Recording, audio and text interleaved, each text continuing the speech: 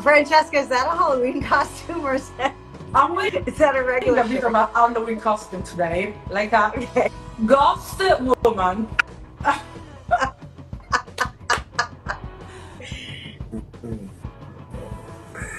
Well, all right. Halloween and the topic of addiction, right? Because people eat too much candy today. That's one. And then there's others, right? So that's our topic today. Addiction and passion is what you said, Francesca.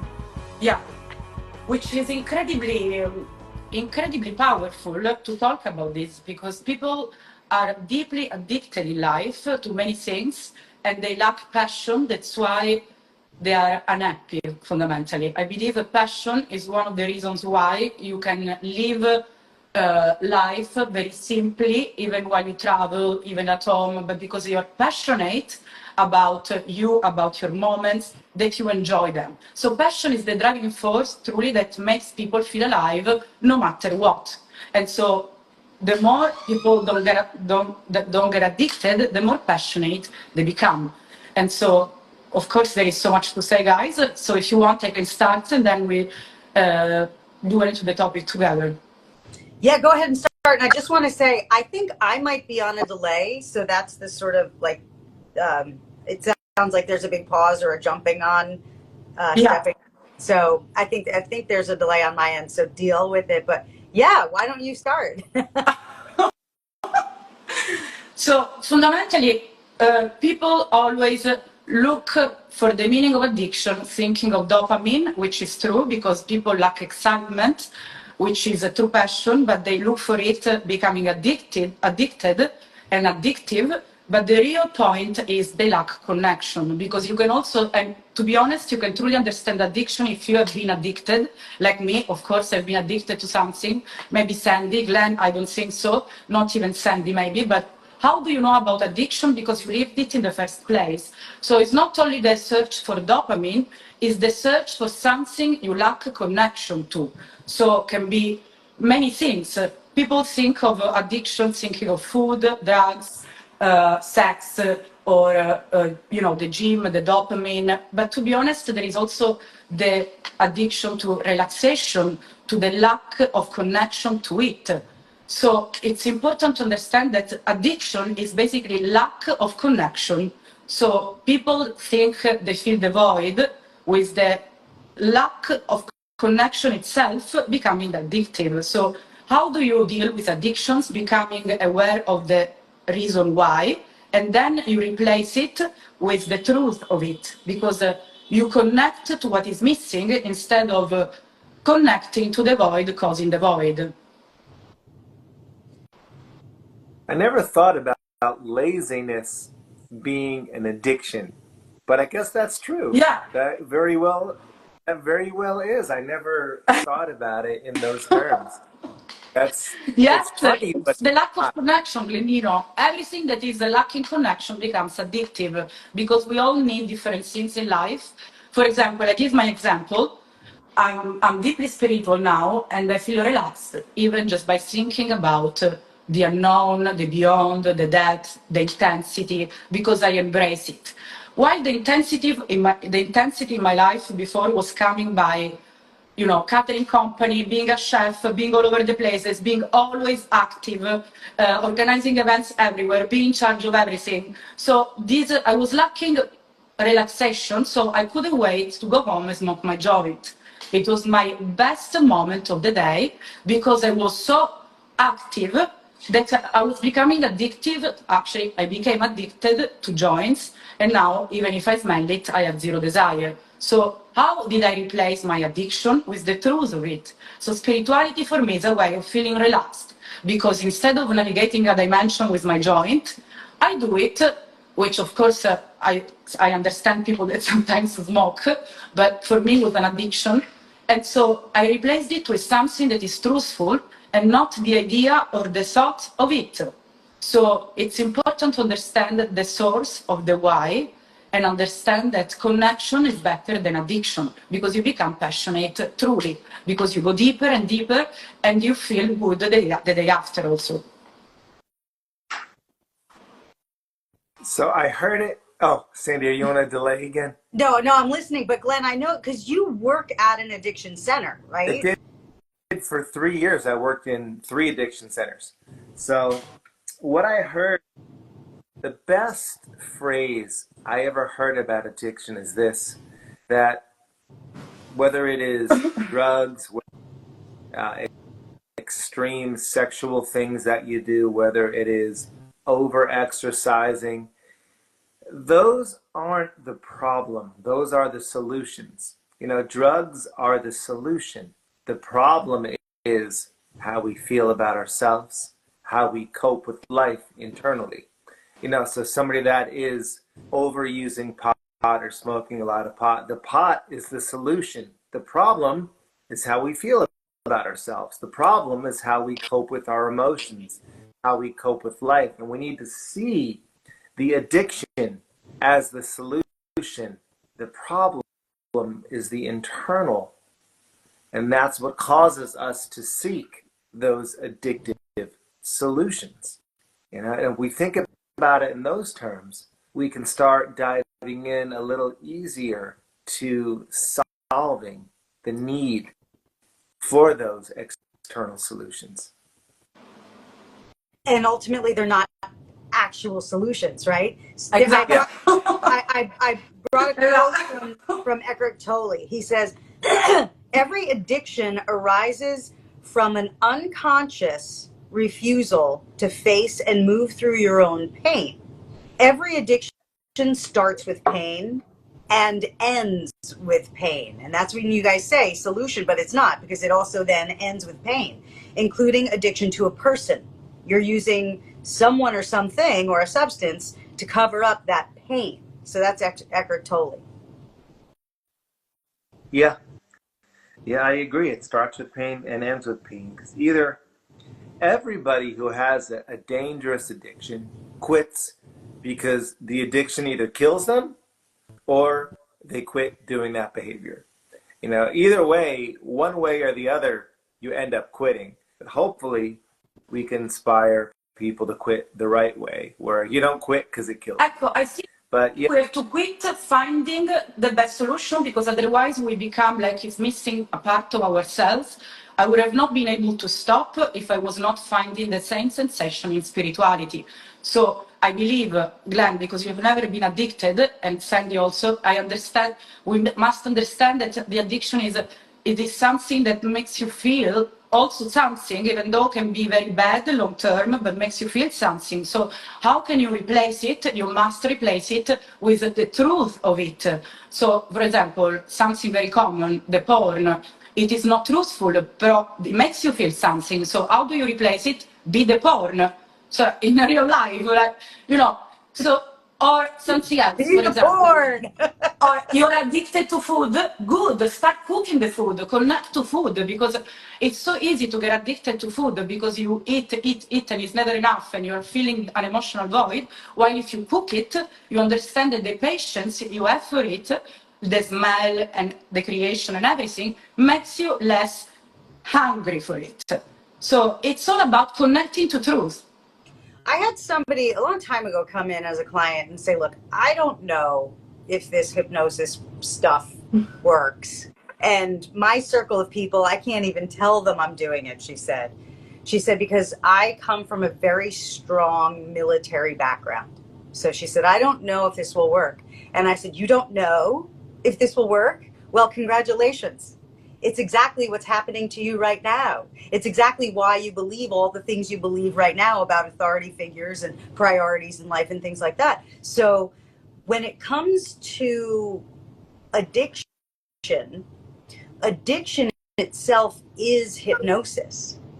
So when people think, oh gosh, I can't be hypnotized, hypnosis can't help me fix this sort of this problem, and I'm sorry, because I know that there's a major delay going on. But when people say, oh gosh, I don't know if I can be helped from this, I don't know if hypnosis can help me with this. What they're not understanding is people in the military, and military is great, and I have family in the military, and thank God for the military. It's great. But when it comes to belief systems, They are hypnotized into believing who's the authority, how you're supposed to behave, what's appropriate, what's not appropriate. All good, thank God for the military. They're all hypnotized. And we need them to be. We need them to be, to do the job that they've accepted to do. So that's fine. And it's no different when it comes to addiction. It is a form of hypnosis in and of itself. But the good news is it was a learned behavior. So because you learned it, you can unlearn it. And we don't have to work forever to dehypnotize someone. We simply create a new habit. And Francesca and Glenn, I think that's what both of you are saying.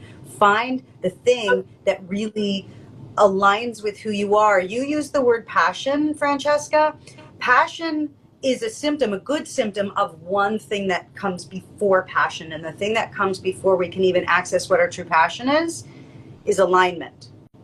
Because if you're not aligned, you could pick something and say it's your passion, and it may or may not be. You can't sort of conjure a passion. You have to get aligned, and then your passion reveals itself to you. Otherwise, you can get lost into passions too. So that's why it's alignment. Beautiful point, Sandy. And thank you. And the last thing about passion is people think they're passionate. Let's just pick about a person. Wow, I was lonely. I had this big hole, this big void, and you filled my hole. I am passionate for you. They're mislabeling and misinterpreting what that connection is. They're not passionate for that person. They were hungry, and that person filled a hunger. Hunger and passion are kind of deadly opposites. So we think we're passionate, but we're just hungry. Yeah. Yeah. And I know because I'm a dead cat. I'm a dead cat, so I know what deadly is. No, it's such a sexy wisdom. I was laughing because for me, that is makes me laugh because it's joy. It's pure joy. Yeah. Guys, so, okay. Also, I was sharing, do you want to break through in life, or do you want to get stuck? Because people addicted think they're living life full on. With drugs in London, for example, it's full. We don't judge.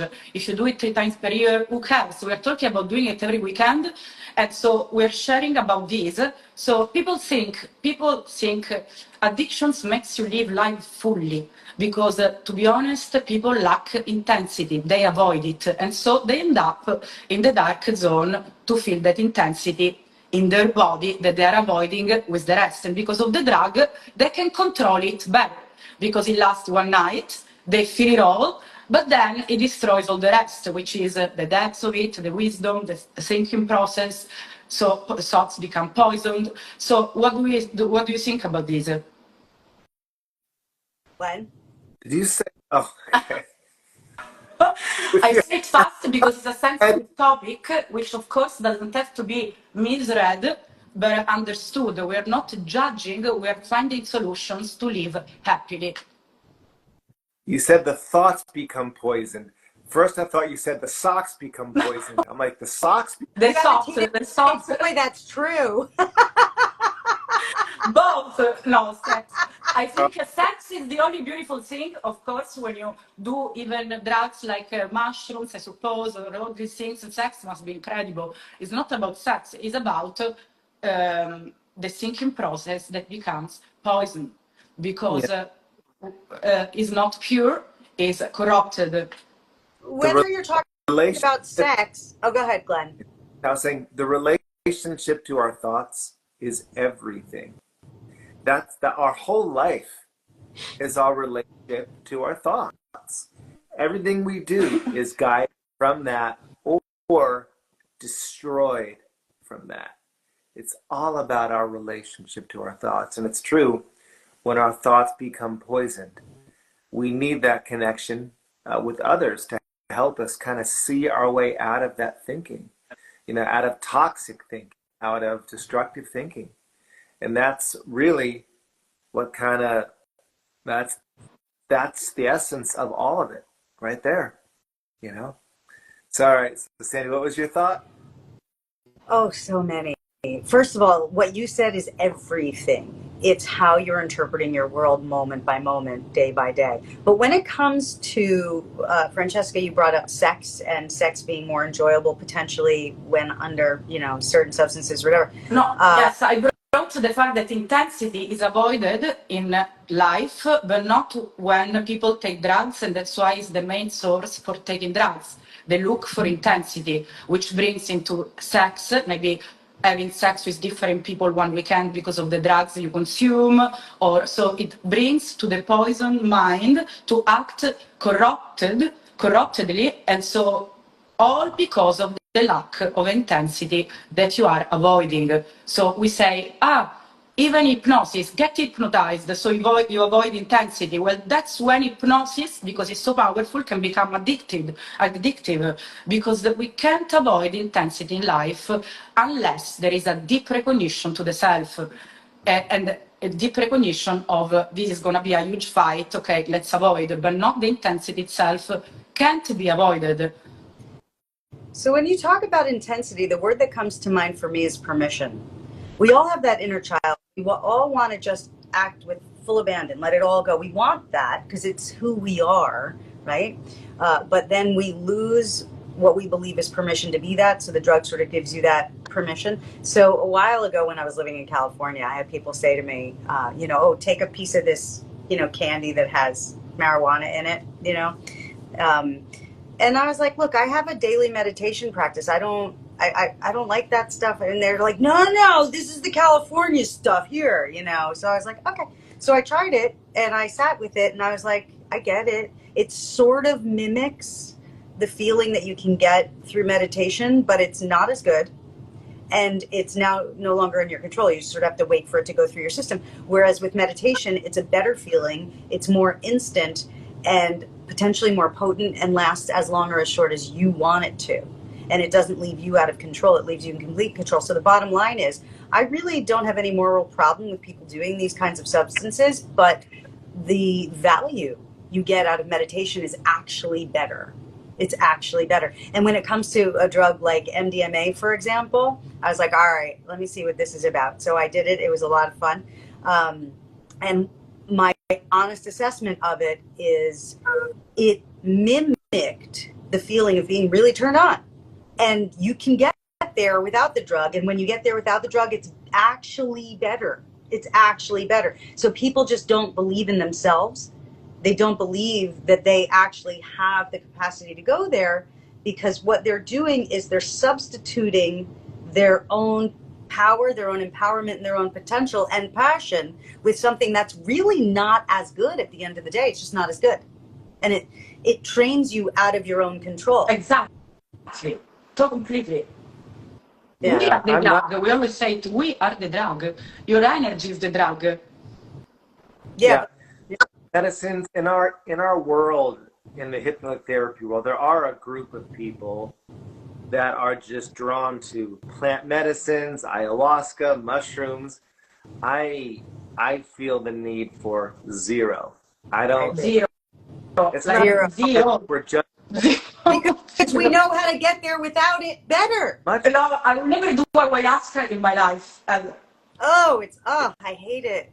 I did that too. I've done a few things and I hate them all. Sorry, Glenn.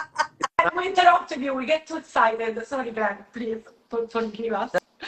That was it. I love it. You guys are right. I just don't. Who wants to sit there and throw up after taking a toxic substance into your body? I mean, that's insane to me. It's just so you can get a download. I'm going to throw up and put myself into the altered state. Well, we can put ourselves into the perfect altered state that not only are we in control of, it releases our stress, it lowers our blood pressure, it resets the central nervous system, and we get true internal power from it. That is the best, and it doesn't require any substance from the outside world. And we need to get addicted to meditation, addicted to going inside. That's where the magic is. It really is better, because like I said, I have no judgment of people who do whatever substances, and I've tried some and I'm like, okay, I get it. But what we three do for a living and for our own personal lives is legitimately better. So when people come to us for help and they say, look, I want you to give me some coping mechanisms, that's fine. That's fine. Coping mechanisms are fine. But at the end of the day, what is it you're coping with? And so when you start to break down what is going on in their mind moment by moment throughout each day, you start to realize that the only reason they need coping mechanisms is because there's something to cope with. And that thing to cope with is not a real thing. It's their judgment of what is. So when you stop,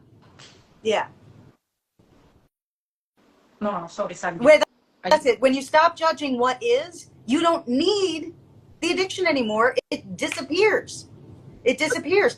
They say it takes 21 to 66 days to create a new habit, and that's what research shows. But what they don't say too often, because people don't believe it, you can also create a new habit in 30 seconds if you allow the openness.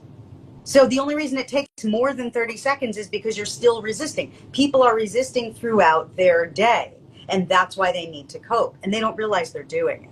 Yes, because people, instead of being passionate truly for what it is and going deeper and hurt themselves, understanding, seeking truth, and finding so many ways to go deeper and deeper and deeper, and they find the easiest way to become totally numb, totally a vegetable at the end of the day, because many people risk, if you do ayahuasca, to become part of nature because it's an ancient plant, which means you become a plant, and basically you become a vegetable, losing fights, losing drive.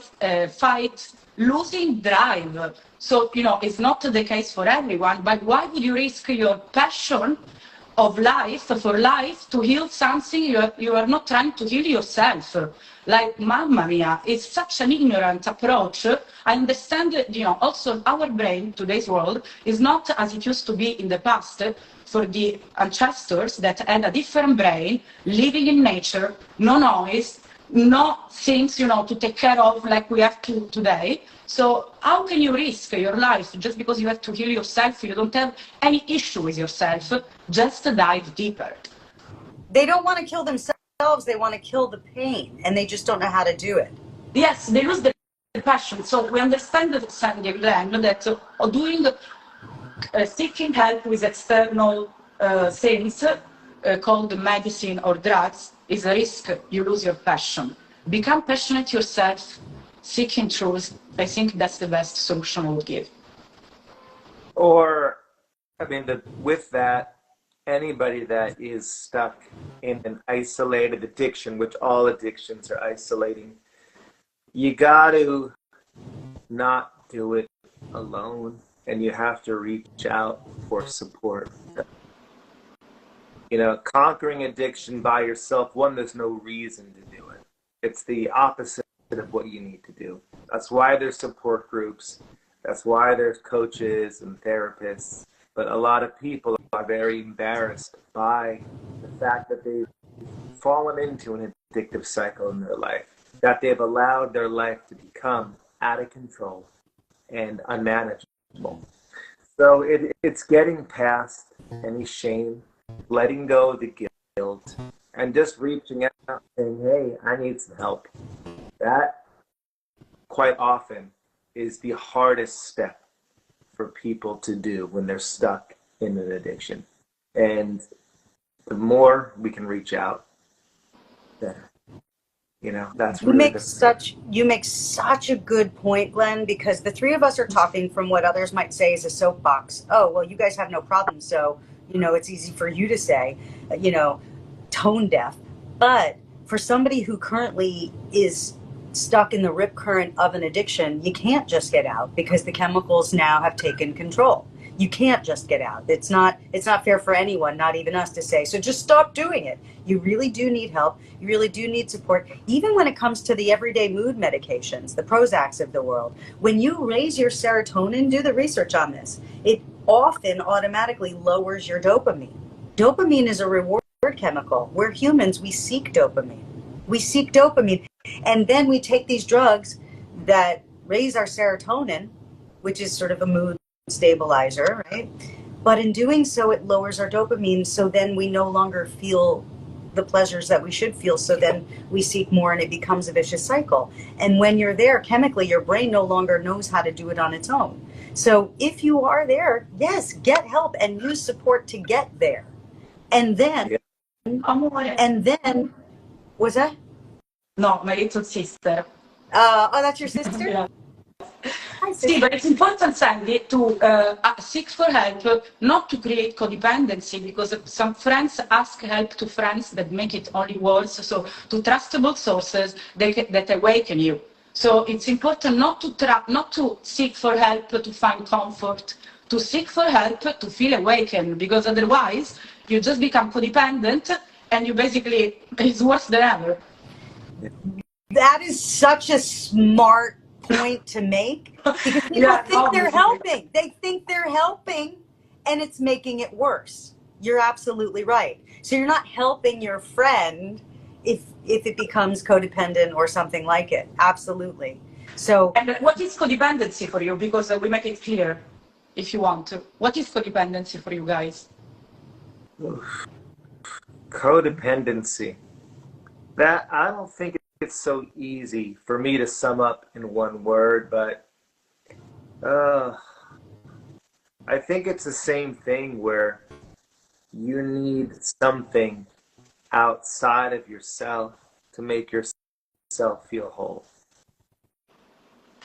I don't hear you, sorry. Something unhealthy outside of yourself. Completely. Bravo, I agree with this. Because there is codependency sometimes with a family, there is codependency in love, there is codependency in friendship to build values together. So the codependency that is wrong is unhealthy. So telling someone is right even though it's not right, and finding fake comfort, or telling someone to avoid intensity because that person is trying to create freedom for himself and for the other person because he doesn't want to deal with it, or the unhealthy pattern that creates codependency, which is fake comfort basically, and there is no alignment. Exactly. So not only do we not want that fake comfort, we also don't want fake passion. People they're jumping to what they think is a solution. One of the best pieces of advice I give my clients often is, just today, make it a rule that you're not going to solve anything. People try to solve, and they miss everything in between. They miss all the baby wins in between. So I was working with someone who has a drug addiction recently, and I said, look, this first week, I told him, if you do the thing that you said you weren't going to do, is that a failure? And he said, yeah. I said, then that's where we need to zoom in on that. Because let's say you were going to do it if you didn't come see me, you were going to do it anyway, and you do it in your regular blackout state. Now, let's say you do it, but you start to become aware of the choice that you're making. But then you do it anyway. Well, that being aware, you have to give yourself a win for that. You have to give yourself a win for becoming more and more empowered. Even if your ultimate choice is sort of the bad choice instead of the good choice, that's okay. Start becoming aware of the process. And if I could leave you, because I know, Glenn, you have something, a session. 2 minutes. Okay. If I could just overall general blanket statement on how do we really just bang out this addiction thing, when we stop judging throughout the day in all areas of life. When you look at your day, look at how you go through your day. When you stop judging, or let me say it differently, when you stop resisting what is, then you automatically stop the addiction. Write it down, think about it later. When you stop resisting what is, then you automatically stop the addiction. Resisting what it is, resisting what you think it is that you stop the addiction. Because if you resist what it is, you're resisting the truth and you're avoiding the truth. Maybe you meant it in other ways, Sandy, but it's the thought of it that is creating the addiction. It's never what it is that creates addiction, because what it is not actually what you think it is often, and that's where addiction, because it is on surface and it doesn't go to the root, which is what it is. So to think that life is supposed to be different than it is a form of insanity. That's one real definition that I see, which comes to accept. Yeah, so when you talk about what is, people say, well, what is true, and this thing we're looking at is really bad, so the truth is bad. Stop it. Break down the word thought. There's preference and there's opinion. You should have a preference. You're allowed to say, I don't like what's happening with my government. You're allowed to say, I don't like ketchup. You should and are supposed to have your preferences. Preferences are still a neutral thing. The problem is your opinion of it. Your opinion makes you react. Problem for who doesn't accept others' opinions, but I don't think the opinion is the problem itself unless you are open to every opinion. To me, opinion, they give me zero issue. Actually, I love debating with people that have an opinion because otherwise it's so diplomatic that nothing it is. And then it might just be semantics because I think what you're saying is preference. It's well, preference. I like this, I don't like that. I prefer this, I don't prefer that. These things are not a problem. But when we bring opinion in and it creates negative emotion, creating negative chemicals in your body, that's where it becomes an issue.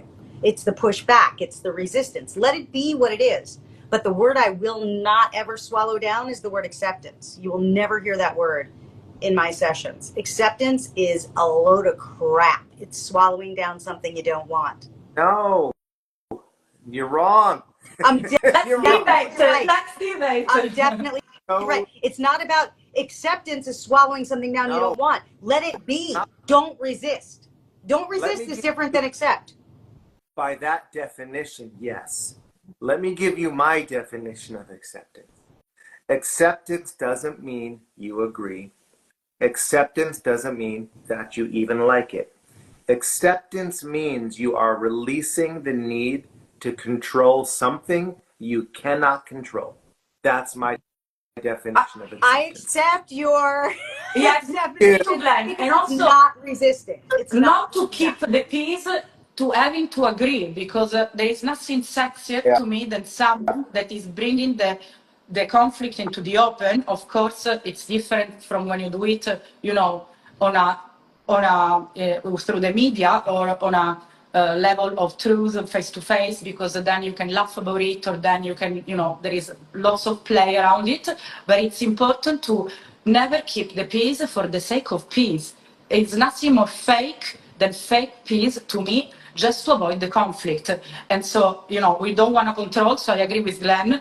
Maybe you meant the same, Sandy, but I would let go of control, but that doesn't mean I accept it. So I just let go of it because, life is not about controlling.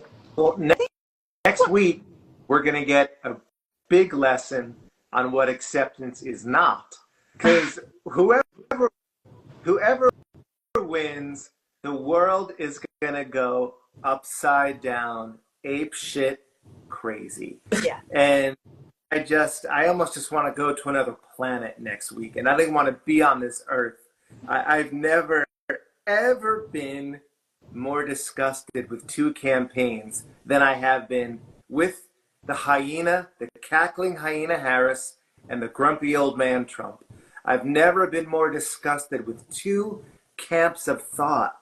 But I know I have to accept it because one of them is going to be our next president, and there's nothing we can do about it other than make our lives beautiful for ourselves. That's it. That's it. It's going to be insane. There's going to be riots. Either way, there's going to be, I don't know how we're going to, I don't even know. What do you think, Sandy? On a positive note regarding politics, up until 1920 in America, women could not vote. Yeah. Since 1964, and that took 100 years, by the way. It took 100 years to pass that. Since 1964, in every election, there have been more female voters than male voters. Okay. That's good, I guess. That's good. But the world's going to fall apart next week, and it's going to... I just hope it's going to be about true votes and not corrupted votes, because we never know what's behind the elections. So me, I don't want to know anything about it, because if I don't know the truth, I feel I'm living an illusion. So here's my prediction. I'm going to give a real prediction. We're not gonna know Tuesday night who won. We're not gonna know Wednesday who won. They're already starting lawsuits in Pennsylvania. You cheated. They have you see these images of ballots in like jail cells, like locked up. So if Kamala wins, it could lead to a civil war from the Trump team. Okay, so that's scary. If God forbid Trump wins, that's also scary. Right? But here's my prediction. And this is going out on a political limb, but I don't really care at this point. I genuinely believe that kind of no one is saying in these last few years, oh gosh, I didn't vote for Trump, but now I think I'm gonna. I think I like that guy now. Nobody's doing that. I think it goes the other way. I think people who did vote for Trump are now saying, many of them are saying, ooh, God, even though I did vote for him, I'm going to just not do that. So I don't think more people are swayed toward him. I think more people are swayed away from him. So I do think Kamala is going to win. And I just hope we do not have a civil war. Yeah, I think Trump is going to win, but they're going to arrest him a week later with some new charge. That's what's going to They're going to throw some new charge at him to arrest him. It's not going to go normal. It's just can we bet money, though? Because I think Kamala's going to win. I really do. No, I can't bet because it's a lose-lose situation. There's nobody worse for our country than the cackling hyena, Kamala Harris, and Trump with his attitude and with what I saw on his campaign at Madison Square Garden, with the people he had speak, I felt disgusted by him too. Then if you call, and I like Kamala, I love Kamala, by the way, but if you think she's the cackling hyena, what's that guy who got fired from Fox News? The idiot guy? What's his name? The one, anyway, go back and look at the Trump rally at Madison, that just put a big turd on Madison Square Garden. What's his name? Anyway, that guy from Fox News who was fired, but he's the biggest cackling hyena on the planet. You remember what's his name? Tucker Carlson. Oh, Tucker. Yeah, he's a different breed of speech. Look at his speech from Madison Square Garden. I didn't see it. I could. God. After that comedian was on, I was disgusted. I was disgusted. And I mean, talk about, it's true, like the other side, the cackling hyena, it's a Diddy party at her camp. I mean, Beyonce, I like Beyonce. I love her. You shouldn't. I love her. Yeah, I love her.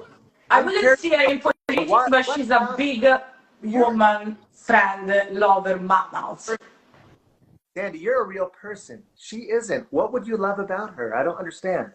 I'm not saying Trump is better, by the way. I'm not saying that. I think she's brilliant.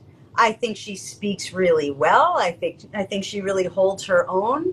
I think she's aware. I think she's present. I think she has a great personality. She knows how to have fun and get the job done at the same time. I genuinely because fundamentally she speaks with her heart. Yeah, it's all there. I like her. The heart is the main reason why you would trust a person, not intelligence, nothing, because it can be very tricky. It's about the heart. That's it. It's cool, you guys, on being real. She is the fakest of all. She stands for nothing. 1 minute she's putting down Jesus, the next minute she's preaching from the Bible, which she has no business preaching from the Bible. How can we bring this back to addiction and hypnotherapy? Let's make this work for us. Let's make this work for us.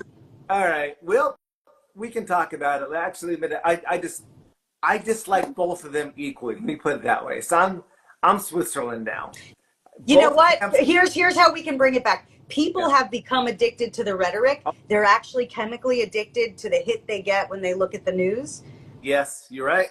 Yeah. 100%. Yeah, and how many people this week more than ever are telling you how exhausted they are, right? So that's where the pain of what we've been through, and then it creates an addiction, leads to pain. This addiction we have to politics is now not paying off for anyone anymore. It's just on the bad side. It's just on the painful side for all of us. So when we can step back, give it some breathing space, and understand that's 1 out of 1,000 things we can be looking at in any minute, keep yourself abreast of what's going on, and then move your focus to something you genuinely enjoy, like videos of dead cats. You're right. Growing up, we never used to care, like what Trump had for lunch or what Obama had for dinner. I still don't care, by the way, Glenn. I don't give a fuck. It was never it was never like it is now. Like we never looked to our politicians as our moral leaders or people we looked up to, you know? Now it's so out of whack. It's like, you're right. So after once Tuesday, like I did my part, it's over. I'm not gonna friggin' talk about politics again for 4 years till I vote again. You know, just whatever it is, it's done. You know, even though the media won't let it be done. Yeah. But sometimes. So if we take our own advice and when we see what's going on, when we witness the world right now, don't push back. And if you don't push back, and I'm not saying set aside and don't take action. If taking action feels so good for you, do it. But notice, is it resistance? Am I pushing against something, or am I moving toward what I really enjoy? And that can manifest in many different ways. So really use this as a lesson. Yeah. Yeah, we have to. So the question is exhaustion pretty common this last a while? That's up to you. That's the best question to ask, because that's why we're talking about addictions. It can last, you could take 21 to 66 days to get over it or never get over it, or in 30 seconds you can get over it by simply picking up your focus and putting it where you prefer. People don't realize they have choice. You're not trapped. You do have choice.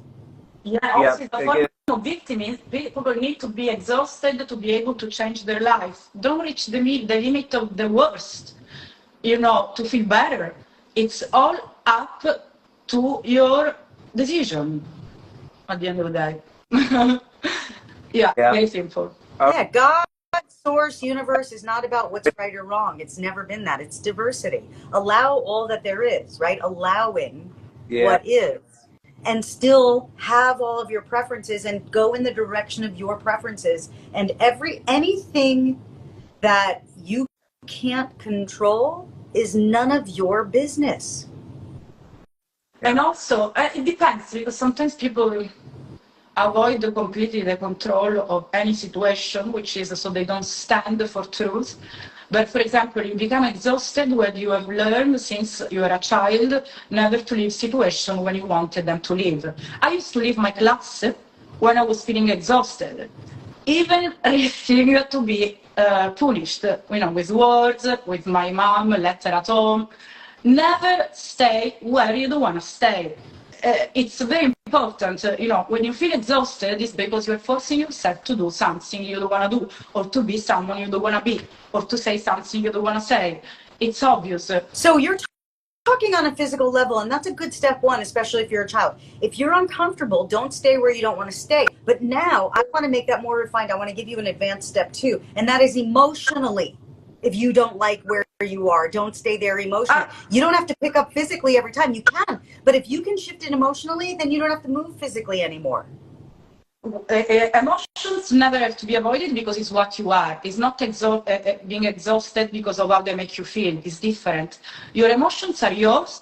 You should always feel them as they are, never avoiding them. But to feel exhausted in an environment, it's not your issue. You take and go. Sorry, but life is bad. Exactly. It's not about being emotional. It's about being exhausted. It's different. Exhaustion is resistance, period. Stop resisting. The only reason you're exhausted there is because you're resisting. Even if you're not doing it out loud, you're doing it inside. So it's fine. Physically get up and go if it makes it easier. But at the end of the day, if you can't physically pick up and move in your own mind, you've not done the work. No, it's not going to make it easier. It's even more difficult to let go of a place and start a new thing. It's not that makes it easier. It's just in life, you have to live a life in movement and not to stay where you feel exhausted, which is, of course, not my case, because I can, I change the energy anytime I want. But if I want to move, it's because I like to move and I want to challenge myself. Otherwise, it's too easy. So it depends. We cannot generalize, Sandy. It's not that we always change because we're exhausted, but when you are exhausted, either you change the energy and you stand up for yourself, or you leave because it's even more exciting, to feel less exhausted and to start something new. People could say taking a drug is the equivalent of leaving, and it will make them feel better. But at the end of the day, it's never going to permanently make any change. So get up and leave. And I also, by the way, am not morally against drugs. I sometimes do them and it's kind of fun, but I'm not addicted.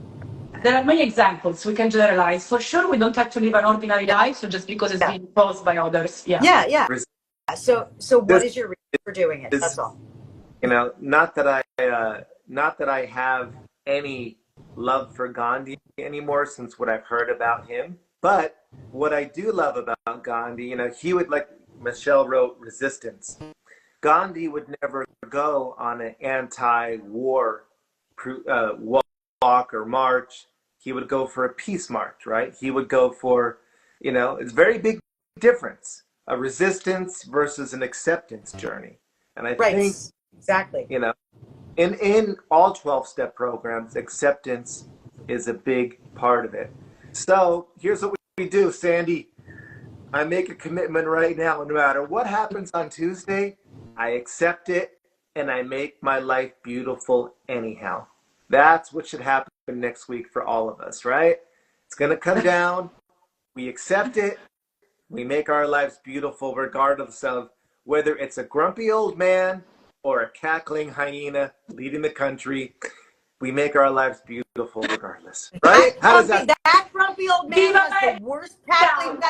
That grumpy old man has the worst cackling hyena. Tucker Carlson, look up his speech from Madison Square Garden. There is the worst hyena on Trump's side, and you don't even know it.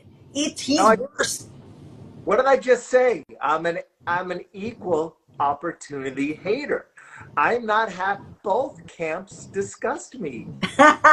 So you said by Tuesday or Wednesday or whenever we find out the results, accept it. What I say is, right now, before then, find who you are, get aligned, be in your passion right here, right now. Tuesday will float by for you. Yeah. Don't wait till then to see how you're going to feel. Do it now. Yeah, I'm with you.